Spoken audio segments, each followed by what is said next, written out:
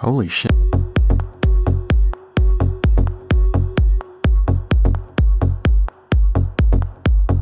This is the Zenith Defy El Primero 21 Carl Cox edition, and it's pretty neat.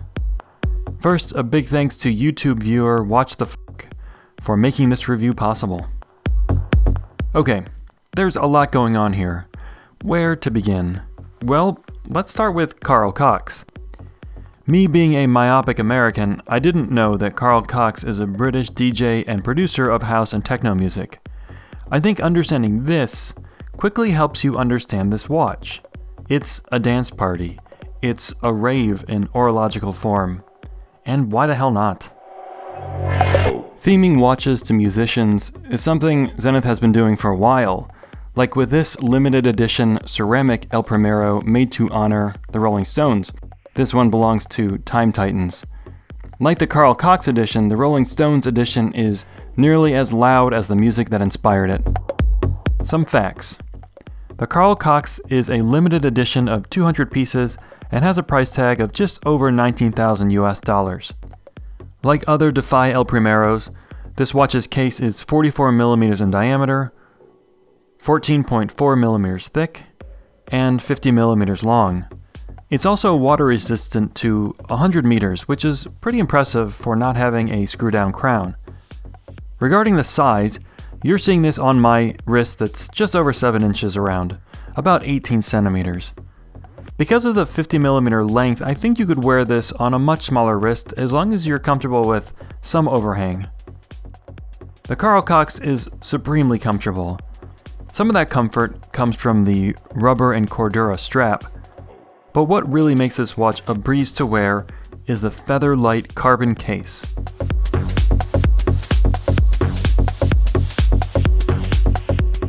This is the first time I've spent more than a couple minutes with a carbon cased watch, and I'm into it.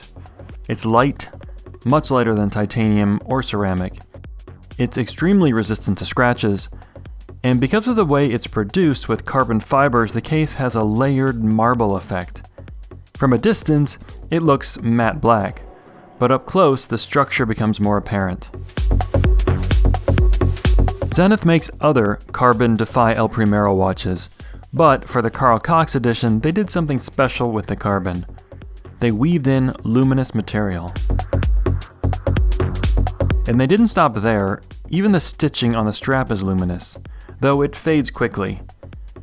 All of this gratuitous lume makes sense when you think back to the fact that this watch's namesake is an EDM DJ, a person who spends several hours each night riding faders under black lights. Like I said, a rave on your wrist. Zenith is rightfully a legend in watchmaking, mostly thanks to its work developing one of the first automatic chronograph movements in 1969, the El Primero. The movement in this Defy isn't that same El Primero movement, and certainly the stylistic differences between that watch and this are obvious, but there is a steel thread of tradition that runs between them. In this watch is the Zenith 9004 caliber. It's one of the most interesting chronograph movements produced at scale. Like the original El Primero, this runs at 5 Hz, which means it beats 10 times per second, resulting in high accuracy and a very smooth running seconds hand. Or in this case, a very smooth running vinyl record. But what's really interesting about the 9004 movement is that it can measure 1/100th of a second. The chronograph seconds hand completes a full rotation every second, so when you stop it, you can use the chapter ring to read exactly how many hundredths of a second have elapsed. If this watch had a normal chronograph architecture, too much power would divert from the timekeeping function to the chronograph hand. This power fluctuation would cause poor timekeeping, but, of course, this doesn't have a normal architecture. The 9004 movement actually has 2 independent sets of mainsprings, gear trains, and even escapements. You can see the chronograph escapement come to life when you engage the chronograph. Not only can you see it, but you can hear it too.